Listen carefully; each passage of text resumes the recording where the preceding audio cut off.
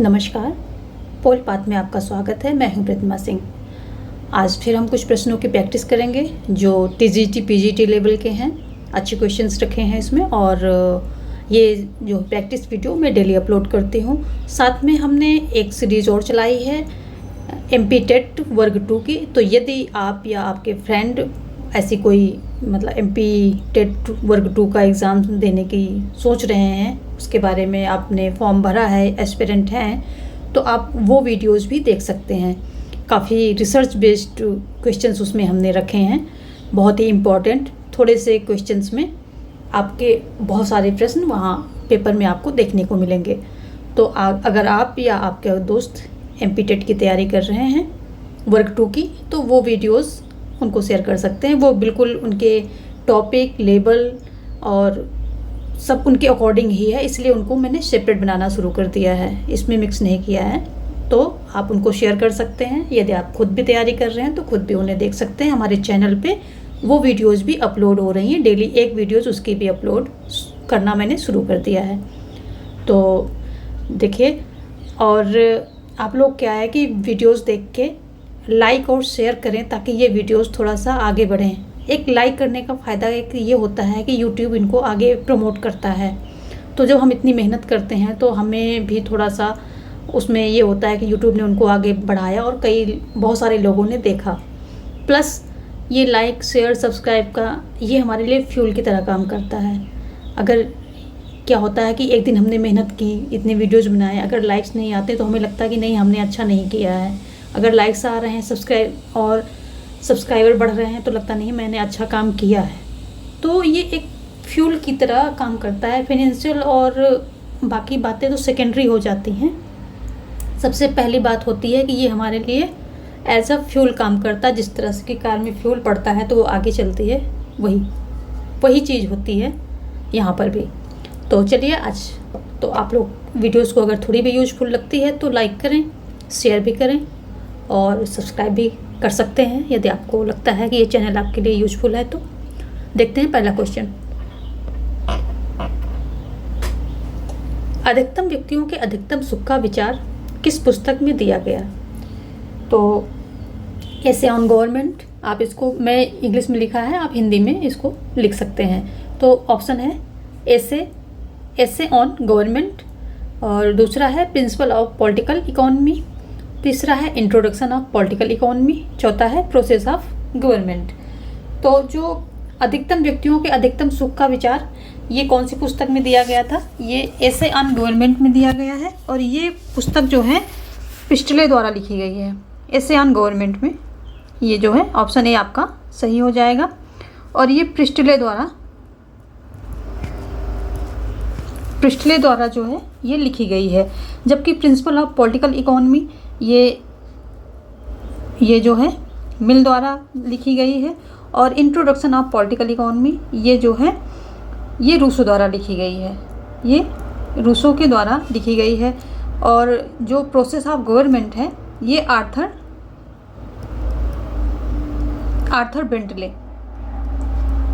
Bentley के द्वारा ये पुस्तक लिखी गई है।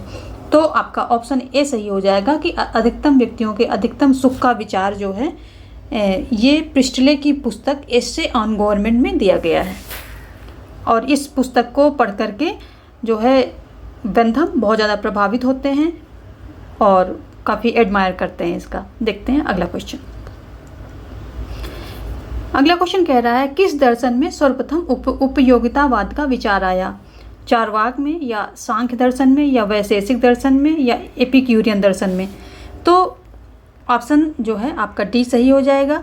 क्यूरियन नहीं होगा, क्यूरियन होगा, एपिक्यूरियन दर्शन, ठीक है। एपिक्यूरियन दर्शन में जो है ये सर्वप्रथम उपयोगितावाद का विचार आया है इसी दर्शन में। देखते हैं अगला क्वेश्चन 3 क्या कह रहा है, किसने बेंथम को विधि का प्रथम प्रतिपादक कहा? किसने बेंथम को विधि का प्रथम प्रतिपादक कहा? ऑप्शन है विल्सन, वाहन, डायसी, हेनरी मैन। तो विधि का प्रथम प्रतिपादक जो है डायसी के द्वारा बेंथम को कहा गया। डायसी ने कहा है कि बेंथम विधि के प्रथम प्रतिपादक हैं। जबकि जो है हेनरी मैन क्या बोलते हैं, आज तक कोई भी ऐसा कानून नहीं बना जिस पर बेंथम का कानून जो प्रभाव ना रहा हो। तो हेनरी मैन क्या बोलते हैं, आज तक कोई भी ऐसा कानून नहीं बना जिस पर बेंथम का प्रभाव ना रहा हो। ठीक है। और विल्सन क्या कहते हैं, विल्सन कहते हैं यदि आप अपने बुद्धि का 1/20 जो है 1/20 भाग भी किसी एक कार्य में लगाते तो दुनिया के महान व्यक्तियों में एक होते, महान व्यक्तियों में आप आते, लेकिन आप तो एक को छोड़ के दूसरे कार्य में लगे रहे। ऐसा विल्सन बोलते हैं कि यदि एक काम में आप लगते 1/20 भाग भी लगाते अपनी बुद्धि का, तो यानी 20वां भाग भी लगाते बुद्धि का, तो आप दुनिया के महान व्यक्ति कहलाते, लेकिन आप तो एक कार्य को छोड़ा और दूसरों को पकड़ा ऐसे किया, यानी कि किसी एक काम को लग के किया ही नहीं। तो ऑप्शन आपका सी सही हो जाएगा। आगे देखते हैं, उपयोगितावाद का सर्वप्रथम प्रतिपादन किसने किया। उपयोगितावाद का सर्वप्रथम प्रतिपादन किसने किया, प्रिस्टले ने किया, हॉब्स ने किया, डेविड ह्यूम ने किया, या बेंथम ने किया, या फिर बेंथम ने किया, किसने किया।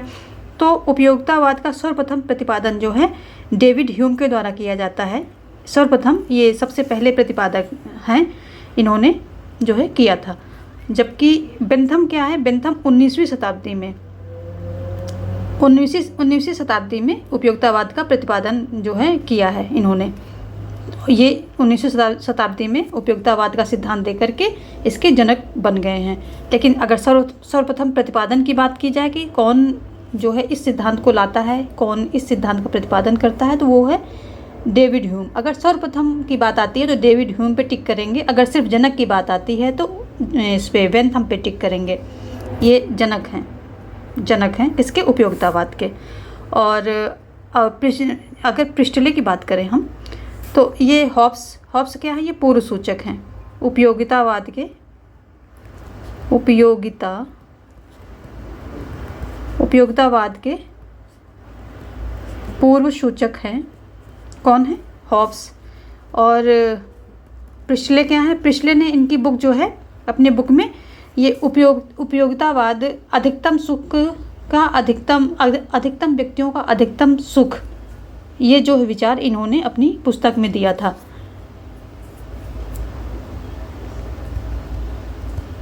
अधिकतम व्यक्तियों का अधिकतम सुख, ये अपनी इन्होंने पुस्तक में ये विचार इन्होंने दिया है प्रिस्टले ने। ठीक है। हॉब्स उपयोगितावाद के सूचक हो जाते हैं, अधिकतम व्यक्तियों का अधिकतम सुख जो है प्रिस्टले की पुस्तक में मिलता है। और डेविड ह्यूम क्या है, डेविड ह्यूम उपयोगितावाद के जो हैं सर्वप्रथम पहले व्यक्ति हैं जिन्होंने इसका प्रतिपादन किया था। और 19वीं शताब्दी ने उपयोगितावाद को प्रतिपादित किया है बेंथम ने, और इसके जनक कहलाते हैं ये। तो देखते हैं अगला क्वेश्चन कह रहा है, प्राकृतिक कानून के सर्वश्रेष्ठ व्याख्याकार कौन हैं। ऑप्शन है लॉक, ब्लैकस्टोन, प्रिस्टले या रूसो। प्रिस्टले या रूसो। तो प्राकृतिक कानून के सर्वश्रेष्ठ व्याख्याकार कौन माने जाते हैं, ब्लैकस्टोन माने जाते हैं। और प्रिस्टले की बुक अभी हमने बताई थी वहाँ पर कि इनकी कौन सी बुक है, वो आपको याद है कौन थी वो, एसे ऑन गवर्नमेंट। इनकी बुक हमने अभी भी बात की थी, एसे ऑन गवर्नमेंट में इन्होंने अपना विचार दिया है अधिकतम व्यक्तियों का अधिकतम सुख। जबकि रूसो जनरल विल से यानी सामान्य इच्छा की बात करते हैं और लोकप्रिय संप्रभुता का सिद्धांत इन्होंने दिया है। जबकि लॉक जो हैं उदारवाद के जनक हैं, लॉक महोदय उदारवाद के जनक हैं और पूंजीवाद के भी जनक हैं। ठीक है। देखते हैं अगला क्वेश्चन, ऑप्शन बी इसका सही हो रहा है। अगला क्वेश्चन देखते हैं, बेंथम की पुस्तक का नाम है फ्रेगमेंट ऑन गवर्नमेंट, या एसे ऑन गवर्नमेंट, या प्रोसेस ऑफ गवर्नमेंट, या फियरलेस गवर्नेंस। तो जो बेंथम की पुस्तक है ये क्या है, फ्रेगमेंट ऑन गवर्नमेंट ये बेंथम की पुस्तक का नाम है। और जो एसे ऑन गवर्नमेंट है ये क्या है, इसकी हमने कई बार बात की, ये प्रिस्टले की पुस्तक है जिसमें इन्होंने अधिकतम व्यक्तियों के अधिकतम सुख का विचार दिया है। अगर हम प्रोसेस ऑफ गवर्नमेंट की बात करते हैं तो ये आर्थर बेंटले की है, इसमें इन्होंने समूह सिद्धांत का जो है विचार दिए हैं। और फियरलेस गवर्नेंस की बात करें तो ये किरण बेदी, ये किरण बेदी हैं। और तो ये हो जाएगा फियरलेस गवर्नेंस किरण बेदी की हो जाएगी। बाकी प्रोसेस ऑफ गवर्नमेंट और एशियन गवर्नमेंट ये सब हमने डिस्कस कर लिया है। ऑप्शन ए सही हो जाएगा। बेंथम की पुस्तक का नाम फ्रेगमेंट ऑफ गवर्नमेंट है, फ्रेगमेंट ऑन गवर्नमेंट है। और अगला क्वेश्चन कह रहा है कि ऐसे कानून जिसका स्रोत निश्चित नहीं होता उसे हम स्वीकार नहीं कर सकते क्योंकि कानून का कोई निश्चित स्रोत होता है। किसने कहा? तो जिसका कोई निश्चित स्रोत नहीं होता ऐसे कानून को नहीं स्वीकार किया जा सकता, ये किसने कहा है? डाइसी ने कहा है, डेविड ह्यूम ने कहा है, बेंथम ने कहा है या विल्सन ने कहा है? तो ऐसा कहने वाले बेंथम हैं। बेंथम कहते हैं कि जिन कानूनों का कोई निश्चित स्रोत नहीं होता उसे हम स्वीकार नहीं कर सकते क्योंकि कानून का निश्चित स्रोत होना चाहिए, होता है। तो ऑप्शन सी सही हो जाएगा। आगे है, बेंथम का उपयोगितावाद का आधार है। क्या आधार है? मात्रा है, गुण है, नैतिकता है, धर्म है। तो बेंथम के उपयोगितावाद का जो है आधार क्या है? मात्रा है। ये कहते हैं कि मात्रा होनी चाहिए, फर्क नहीं पड़ता वो किस टाइप के काम से, सुख होना चाहिए, वहाँ पर सुख की मात्रा होनी चाहिए, फर्क नहीं पड़ता है कि किस तरह के काम से वो सुख प्राप्त हो रहा है। इनके लिए पुष्पिन का गेम और कविता पाठ दोनों बराबर हैं, यानी कि दोनों से बराबर सुख की प्राप्ति होती है। तो ये मात्रा पे फोकस करते हैं कि मात्रा जो है, उपयोगितावाद का आधार क्या है? इनकी मात्रा है, गुण नहीं है, उसमें गुण की कोई वैल्यू नहीं है। जिस काम से सुख मिल रहा है वो काम ठीक है, जिस काम से दुख मिल रहा है वो काम नहीं ठीक है, उसको नहीं करना चाहिए। सीधा सिंपल फंडा है इनका, जिस काम से सुख मिलता है वो आप कीजिए और जिस काम से दुख मिल रहा है वो काम मत कीजिए। और उसके बाद रेशियो भी देख लीजिए कि मान लिया सभी कामों से जो है सुखी सुख नहीं मिलता, थोड़ा उसमें दुख का भी मिश्रण होता है, तो वहाँ पे रेशियो देखा जाएगा कि कितना रेशियो, अगर सुख का रेशियो ज़्यादा है तो कीजिए, अगर दुख का रेशियो ज़्यादा है तो मत कीजिए। जैसे समाज में कोई पॉलिसी अप्लाई हो रही है तो अगर 80 मतलब बहुत सारे लोग हैं, 100 मान लेते हैं, 100 में से 60 या 80 को सुख मिल रहा है, उससे फ़ायदा हो रहा है और 20 या 30 को नहीं मिल रहा है, तो वो पॉलिसी लागू कर दो क्योंकि वहाँ पर सुख की मात्रा ज़्यादा है। लेकिन अगर यही उल्टा हो जाए कि 60-70 को जो है दुख मिल रहा है और 30-40 को जो है सुख मिल रहा है, तो नहीं, वो मत करो क्योंकि यहाँ पर दुख की मात्रा ज़्यादा हो रही है, तो उसको मत करो। रेशियो भी देखते हैं ये, और जो है सुख होना चाहिए, सुख जिस कार्य में सुख है वो कीजिए, जिसमें दुख है वो न कीजिए। सीधा फंडा इनका है बेंथम का। देखते हैं अगला। बेंथम ने सुख दुख के कितने स्रोत बताए? 1, 3, 5, 7। तो कितने बताए हैं? ऑप्शन सी हो जाएगा। इन्होंने 5 स्रोत बताए हैं दुख एवं सुख के। कौन कौन से हैं? प्राकृतिक, राजनीतिक या कानूनी, ठीक है। और तीसरा क्या है? सामाजिक, धार्मिक, नैतिक, ठीक है।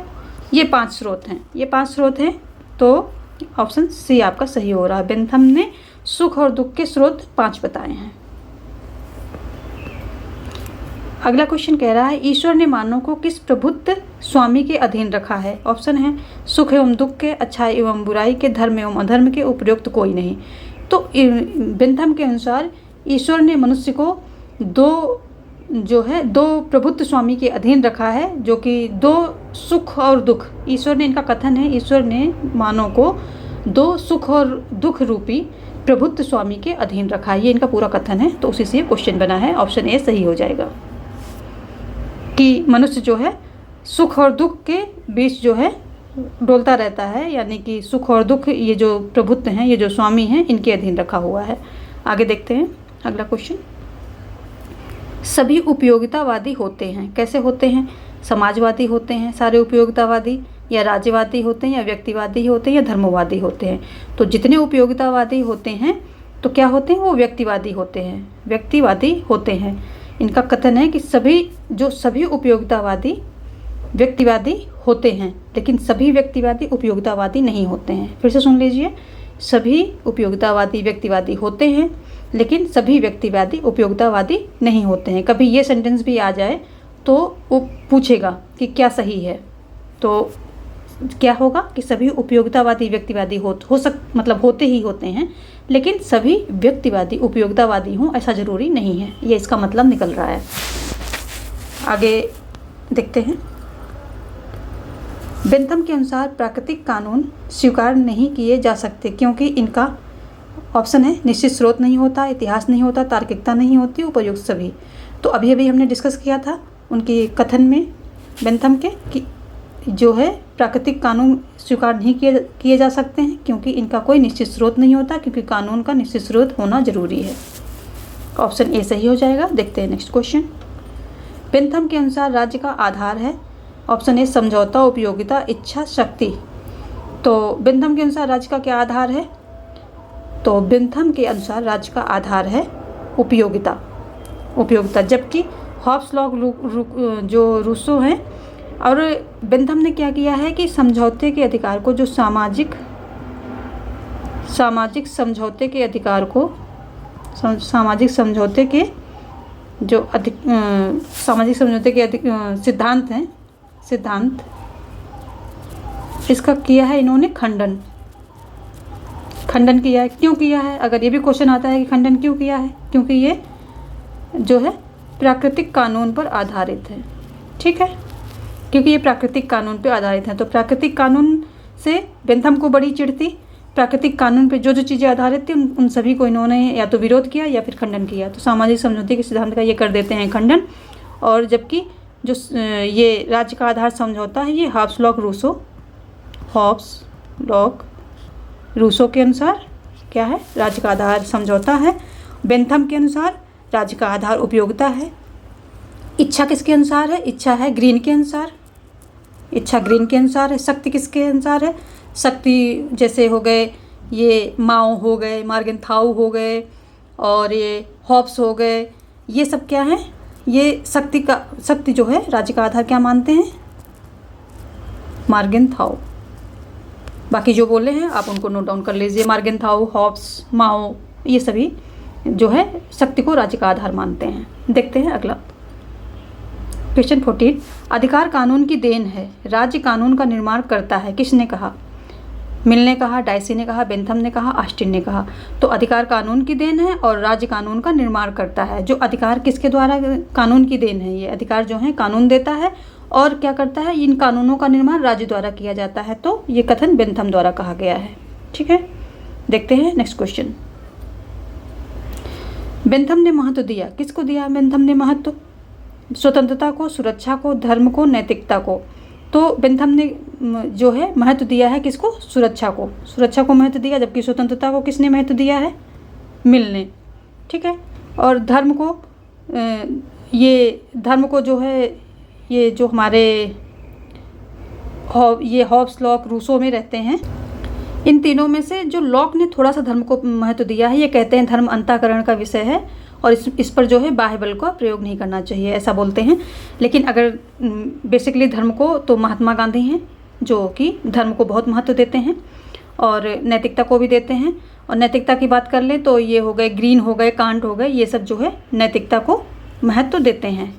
ठीक है, ऑप्शन बी सही हो जाएगा। बेंथम ने किसको? सुरक्षा को महत्व दिया है, जबकि मिल ने दिया है स्वतंत्रता को महत्व। देखते हैं अगला क्वेश्चन। गुप्त मतदान का समर्थक कौन है? मिल हैं, रूसो या डायसी हैं या बेंथम हैं? तो जो बेंथम महोदय हैं ये गुप्त मतदान के समर्थक हैं, जबकि मिल जो हैं, मिल अप्रत्यक्ष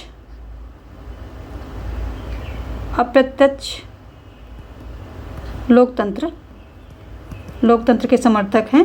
रूसो क्या है? सामान्य इच्छा या ये पॉपुलर सोवरेनिटी, इसको हिंदी में बोलते हैं कि लोकप्रिय सोवरेनिटी, संप्रभुता इसको ये बोलते हैं। तो ऑप्शन आपका डी सही हो रहा है, गुप्त मतदान का समर्थक बेंथम करते हैं। आगे क्वेश्चन क्या कह रहा है? क्वेश्चन कह रहा है बेंथम के अनुसार शिक्षित थे। बेंथम के अनुसार शिक्षित थे, कौन शिक्षित था? जो लोग जो पढ़ना जानते थे, जो पढ़ना और लिखना जानते थे, जो पढ़ना लिखना और गिनना जानते थे, उपयुक्त सभी। तो बताइए कौन है बेंथम के अनुसार, कौन है? तो बेंथम के अनुसार जो पढ़ना और लिखना जानते थे उनको इन्होंने शिक्षित माना है, जबकि जो पढ़ना लिखना और गिनना जानते थे ये मिल के अनुसार था, मिल के अनुसार कि मिल ने उनको शिक्षित माना था जो पढ़ना लिखना और गिनना जानते थे। तो ऑप्शन बी आपका सही हो जाएगा, बेंथम के अनुसार। दोस्तों ये वीडियो ज़रा भी यूजफुल लग रही है तो प्लीज़ इसे लाइक करें, शेयर करें, अपने जो सोशल मीडिया प्लेटफॉर्म्स हैं उस पर शेयर करेंगे तो बहुत लोगों तक ये वीडियो पहुंचेगी। तो आप लोग इसको शेयर करें, लाइक करें, सब्सक्राइब भी करें। आगे देखते हैं। क्वेश्चन 18 कह रहा है एक व्यक्ति एक वोट के सिद्धांत का प्रतिपादन किसने किया? तो एक व्यक्ति एक वोट के सिद्धांत का प्रतिपादन कौन करता है? ऑप्शन है मिल, बेंथम, लॉग, ग्रीन। तो एक व्यक्ति एक वोट के सिद्धांत का प्रतिपादन करते हैं बेंथम करते हैं, जबकि मिल जो है गुणात्मक वोट, जो गुणात्मक मतदान है उसके समर्थक हैं। ये कहते हैं कि जितना व्यक्ति ज़्यादा पढ़ा हो उसको ज़्यादा वोट देने का अधिकार हो, जो कम पढ़ा लिखा व्यक्ति हो उसे कम वोट देने का अधिकार हो। इस तरह से ये जो है मानते हैं मिल महोदय। ठीक है, ऑप्शन बी आपका सही हो रहा है। एक व्यक्ति एक वोट का सिद्धांत बेंथम ने दिया था। देखते हैं अगला, सुधारात्मक दंड सिद्धांत के समर्थक कौन हैं? सुधारात्मक को निवारणात्मक, ठीक है, ये भी बोलते हैं दंड सिद्धांत ये भी बोलते हैं। तो ऑप्शन है ग्रीन, कांट, मिल, बेंथम। किसने दिया? तो जो है बेंथम ने दिया। बेंथम कहते हैं कि जो है सुधारात्मक दंड सिद्धांत के यह समर्थन करते हैं और ये कहते हैं कि दंड उतना ही दिया जाना चाहिए जितना कि अपराध की मात्रा में ही दंड देना चाहिए, और दंड ऐसा हो जो कि व्यक्ति के व्यक्तित्व में सुधार कर सके। बस उसी मात्रा में दंड दो जितना उसने जो है अपराध किया है। ऐसा नहीं कि बहुत ज़्यादा दंड, बहुत कड़ा दंड नहीं होना चाहिए। सुधारात्मक दंड सिद्धांत के ये समर्थक हैं कि जिसमें व्यक्ति में सुधार हो सके। तो बेंथम, डी ऑप्शन सही हो जाएगा। देखते हैं अगला, किसने स्वतंत्रता को साध्य माना है? लॉक ने, मिल ने, ग्रीन ने या अरस्तु ने? किसने माना है? तो स्वतंत्रता को साध्य किसने माना है? स्वतंत्रता को साध्य मानने वाले हैं मिल महोदय। ये स्वतंत्रता के प्रबल समर्थक हैं और स्वतंत्रता को साध्य माना है और अन्य वस्तुओं को साधन माना है। अन्य वस्तुओं को साधन माना है इन्होंने। ठीक है, स्वतंत्रता को साध्य एवं अन्य वस्तुओं को साधन माना है मिल महोदय ने। और तो देखते हैं अगला, किसने मिल को खोखली स्वतंत्रता का वाहक कहा है? किसने कहा है? बार्कर ने कहा है, वाहन ने कहा है, मैक्सी ने कहा है, विल्सन ने कहा है, किसने कहा है? तो ये जो है मिल को बार्कर महोदय कहते हैं खोखली स्वतंत्रता का वाहक कहा है। किसने कहा है? बार्कर ने कहा है। जबकि विल्सन बेंथम के बारे में कहते हैं कि अगर 20वां भाग भी अपनी बुद्धि का 20वां भाग भी कहीं एक कार्य में लगाते तो महानतम व्यक्तियों में होते, लेकिन आप तो एक को पकड़ा और एक को छोड़ दूसरे में लगे रहे, ऐसा विल्सन महोदय बोलते हैं। और अगला क्वेश्चन क्या कह रहा है? आनुपातिक प्रतिनिधित्व प्रणाली का प्रतिपादक है कौन है? लाक है या बेंथम है या मिल है या रूसो है? कौन है आनुपातिक प्रतिनिधित्व प्रणाली का प्रतिपादक? तो ये मिल महोदय हैं। इन्होंने अल्पसंख्यकों की प्रतिनिधित्व के लिए आनुपातिक प्रतिनिधित्व प्रणाली का प्रतिपादन किया है। किसने किया है? मिल महोदय ने किया है। ठीक है, ऑप्शन सी सही हो जाएगा। देखते हैं अगला क्वेश्चन, प्रतिनिधि लोकतंत्र का जनक कौन है? प्रतिनिधि लोकतंत्र का जनक कौन है? ऑप्शन है ग्रीन, कांट, मिल, बेंथम। तो प्रतिनिधि लोकतंत्र के जनक हैं बेंथम महोदय। ये जो हैं प्रतिनिधि लोकतंत्र के जनक माने जाते हैं और इन्होंने एक व्यक्ति एक वोट के मत का जो है प्रतिपादन भी किया है। जबकि मिल महोदय हैं ये आनुपातिक प्रतिनिधित्व प्रणाली के जनक माने जाते हैं और इन्होंने गुणात्मक मतों का समर्थन किया है। कांट आदर्शवादी हैं, ग्रीन उदारवादी हैं। ग्रीन क्या है? उदारवादी हैं, उदारवादी हैं। कांट आदर्शवादी विचारक हैं। ये सब भी आता है एग्जाम्स में कि ये किस उसके फील्ड के विचारक हैं। तो ये उदारवादी हैं, ये आदर्शवादी हैं। तो ये सब भी ये उपयोगितावादी हैं। आगे देखते हैं। तो ऑप्शन डी आपका इसमें सही हो रहा है। आगे देखते हैं। अधिकतम व्यक्तियों के अधिकतम सुख का सिद्धांत किसने दिया? जो अधिकतम व्यक्तियों के अधिकतम सुख का सिद्धांत किसने दिया? मिल ने दिया, ग्रीन ने दिया, कांट ने दिया, बेंथम ने दिया। तो जो अधिकतम व्यक्तियों के अधिकतम सुख का सिद्धांत देते हैं बेंथम, जबकि ये विचार जो है प्रिस्टले की बुक, प्रिस्टले की पुस्तक किसमें था? Essay on government.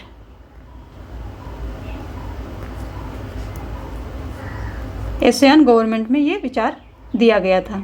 ठीक है, ये विचार इसमें दिया जाता है। क्या? विचार था इसमें। लेकिन सिद्धांत का प्रतिपादन, अगर सिद्धांत की बात करें तो बेंथम करते हैं। ठीक है, विचार की बात करेंगे तो प्रिस्टले हैं, सिद्धांत की बात करेंगे तो बेंथम है। हम क्या करते हैं कि एग्ज़ाम्स में जब जल्दी में या फिर उतना हमने पढ़ते समय ध्यान नहीं दिया तो ये छोटे छोटे वर्ड पे हम मात खा जाते हैं। सिद्धांत में आया तो भी प्रिस्टले कर दिया, या विचार आया तो भी प्रिस्टले कर दिया, या बेंथम को ही कर दिया। तो हमें बहुत बारीकी से समझते हुए, कॉन्सेप्ट को देखते हुए तब जो है आगे बढ़ना है। अगला क्वेश्चन क्या कह रहा है?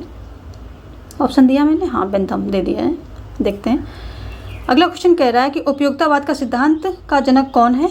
उपयोगितावाद के सिद्धांत का जनक कौन है? ग्रीन है, डेविड ह्यूम है, प्रिस्टले है, बेंथम है। तो उपयोगितावाद का सिद्धांत दिया जाता है बेंथम के द्वारा 19वीं शताब्दी में। ठीक है, शताब्दी में इन्होंने सिद्धांत दिया और इसके बन जाते हैं जनक बन जाते हैं। ठीक है, 19वीं शताब्दी में ये सिद्धांत दे करके इसके जनक बन जाते हैं। जबकि डेविड ह्यूम क्या है? जो है सर्वप्रथम इस सिद्धांत का प्रतिपादन करते हैं। ठीक है, प्रतिपादन करते हैं। जबकि प्रिस्टले की पुस्तक में अधिकतम व्यक्तियों का अधिकतम सुख का विचार दिया गया है। विचार, ठीक है, विचार ध्यान रखना है, विचार दिया गया है। तो आज के 25 क्वेश्चन कवर कर लिए हैं और आगे फिर मिलते हैं कुछ प्रश्नों के साथ और कुछ और या फिर कोई और टॉपिक के साथ में MP टेट का जो भी है वो भी सीरीज़ हम अपलोड कर रहे हैं। तो अगर आप में से कोई भी एस्पिरेंट है उसको भी आप देख सकते हैं और शेयर भी कर सकते हैं। और लाइक, शेयर, सब्सक्राइब करना बिल्कुल मत भूलना, और क्योंकि ये हमारे लिए फ्यूल का काम करता है। तो फ्यूल डालना आपका काम है। Thank you.